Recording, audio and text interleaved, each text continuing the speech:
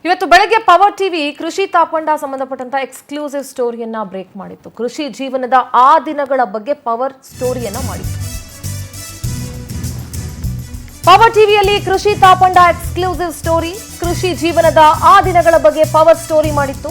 ಉದ್ಯಮಿ ಎವಿ ರೆಡ್ಡಿ ವಿರುದ್ಧ ದೂರನ್ನ ನೀಡಿದ್ರು ಕೃಷಿ. ಎವಿ ರೆಡ್ಡಿ ಕಿರುಕುಳ ನೀಡ್ತಾ ಇದ್ರು ಅಂತ ಆರೋಪಿಸಿದ್ರು ನಟಿ.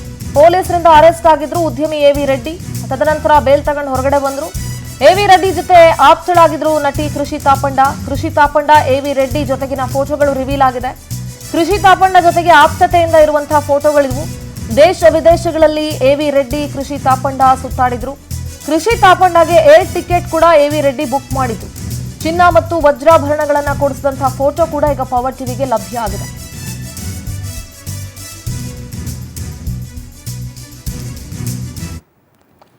ಒಂದು ಕಡೆ ಕೃಷಿ ತಾಪಂಡಗೆ ಗಿಫ್ಟ್ ಮಾಡಿರುವಂತಹ ಜ್ಯುವೆಲರೀಸ್ ನೋಡ್ತಾ ಇದ್ದೀರಿ, ಇನ್ನೊಂದು ಕಡೆ ಅವರ ಎಕ್ಸ್ಕ್ಲೂಸಿವ್ ಫೋಟೋಗಳನ್ನ ನೋಡ್ತಾ ಇದ್ದೀರಿ.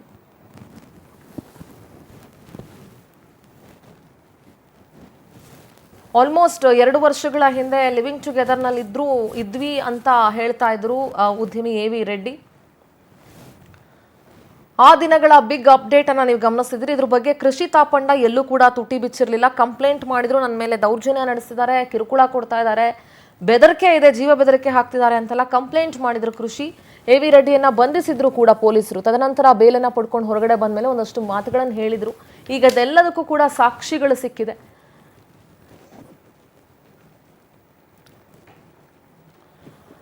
ಇನ್ನು ಪವರ್ ಟಿವಿ ಜೊತೆಗೆ ಉದ್ಯಮಿ ಅರವಿಂದ್ ರೆಡ್ಡಿ ಮಾತನಾಡಿದ್ರು. ಅವತ್ತು ಸ್ಪಷ್ಟನೆಯನ್ನ ನೀಡಿದ್ರು. ಏನ್ ಹೇಳಿದ್ದಾರೆ ಬನ್ನಿ ಕೇಳಿಸ್ಕೊಂಡು. ಬಿಗ್ ಬಾಸ್ ಖ್ಯಾತಿಯ ಜೊತೆಗೆ ನಟಿಯಾಗಿರುವಂತವರು ಈಗಾಗಲೇ ಅರವಿಂದ್ ವೆಂಕಟೇಶ್ ರೆಡ್ಡಿ ಅವರ ವಿರುದ್ಧ ಆರೋಪವನ್ನ ಮಾಡಿರುವಂತ ಇದ್ರ ಬಗ್ಗೆ ಮಾತಾಡಕ್ಕೆ ಎವಿಆರ್ ಸಂಸ್ಥೆಯ ಮಾಲೀಕರು ನಮ್ಮ ಜೊತೆಗಿದ್ದಾರೆ. ಅವನ್ನ ಮಾತಾಡ್ಸೋಣ. ಸರ್, ಎಲ್ಲಿಂದ ಆ ಸಂತ್ರಸ್ತೆ ಮತ್ತೆ ನಿಮ್ಮ ರಿಲೇಶನ್ಶಿಪ್ ಶುರುವಾಗಿರೋದು, ಎಲ್ಲಿ ಒಡಕು ಬಂದಿರೋದು ಅಂತ? ರಿಲೇಶನ್ಶಿಪ್ ಸ್ಟಾರ್ಟ್ ಆಗಿದ್ದು 2023 ಮಾರ್ಚ್ ಅಲ್ಲಿ. ಅದೇ ನಾನು ಹೇಳಿದಂಗೆ ಯಾವುದೋ ಒಂದು ಕ್ರಿಕೆಟ್ ಟೂರ್ನಮೆಂಟ್ ಹೋದಾಗ ಅಲ್ಲಿಂದ ನಮ್ಮ ರಿಲೇಶನ್ಶಿಪ್ ಸ್ಟಾರ್ಟ್ ಆಯ್ತು. ಒಂದು ಫ್ರೆಂಡ್ ಆಗಿ ಫಸ್ಟ್ ಆದ್ಲು, ಆಮೇಲೆ ಒಂದು ಅಫೆಕ್ಷನೇಟ್ ಆದ್ವಿ, ಆಮೇಲೆ we got into live in relationship. ಆನಂತರ ಇವರು ತಾಂಜಾನಿಯಾಗ ಹೋಗಿ ಬಂದ ಮೇಲೆ ಒಂದು ಸುಮಾರು ವ್ಯವಹಾರಗಳು ಗೊತ್ತಾದ್ಮೇಲೆ ನಾನು ದೂರ ಆಗಿದೆ.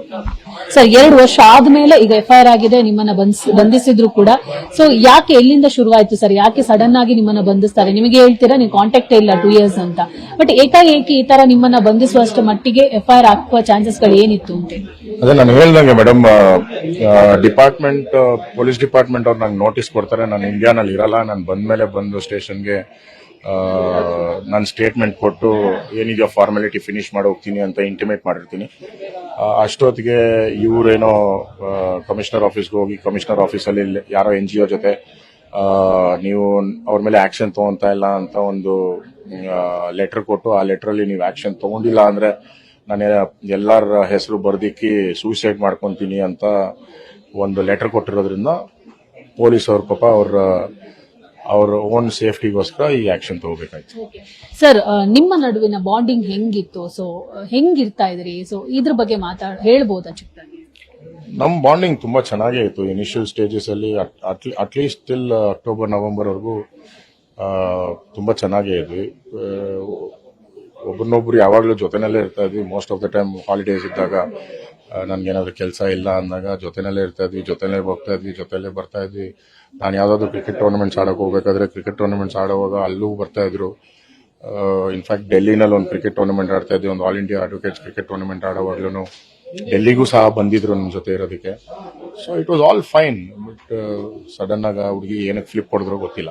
ಸರ್, ಲಿವಿಂಗ್ ರಿಲೇಶನ್ಶಿಪ್ ಅಲ್ಲಿ ಇದ್ರಿ ಅಂತ ಹೇಳ್ತಾ ಇದ್ವಿ. ಸೊ ಮದುವೆ ಆಗೋ ಪ್ಲಾನಿಂಗ್ ಇತ್ತ? ಸೊ ಯಾವಾಗ ಆಗಬೇಕು ಅಂತ ಅನ್ಕೊಂಡಿದ್ರಿ? 2 years ಬಿಫೋರ್ ಸಡನ್ ಆಗಿ ಅದೆಲ್ಲ ಪ್ಲಾನ್ ಚೇಂಜಸ್ ಆಗಕ್ಕೆ ರೀಸನ್ ಏನು ಅಂತ? ಲಿವ್ ಇನ್ ರಿಲೇಶನ್ಶಿಪ್ ಅಲ್ಲಿ ಇದ್ವಿ, ಮದುವೆ ಆಗೋದಕ್ಕೂ ಡಿಸೈಡ್ ಮಾಡಿದ್ವಿ. ಜೂನ್ ಅಲ್ಲಿ ಮದುವೆ ಆಗೋಣ ಅಂತ ತಿಳ್ಕೊಂಡಿದ್ವಿ. ಅಷ್ಟು 2024 ಜೂನ್ ಅಲ್ಲಿ ಮದುವೆ ಆಗೋಣ ಅಂತ ತಿಳ್ಕೊಂಡಿದ್ವಿ. ಯಾಕಂದ್ರೆ 2023 ಅಲ್ಲೇ ಸ್ಟಾರ್ಟ್ ಆಗಿದ್ದು, 2024 ಅಲ್ಲಿ ಜೂನ್ ಅಲ್ಲಿ ಮದುವೆ ಆಗೋಣ ಅಂತ ತಿಳ್ಕೊಂಡಿದ್ವಿ. ಅಷ್ಟೊತ್ತಿಗೆ like I said, she had an affair with somebody else and she got diverted and then it all fell apart. ಇದಿಷ್ಟು ಅರವಿಂದ್ ರೆಡ್ಡಿ ಅವರ ಮಾತು. ಕ್ಯಾಮರಾ ಪರ್ಸನ್ ಸಂದೇಶ್ ಜೊತೆ ದೀಪಿಕಾ, ಪವರ್ ಟಿವಿ, ಬೆಂಗಳೂರು.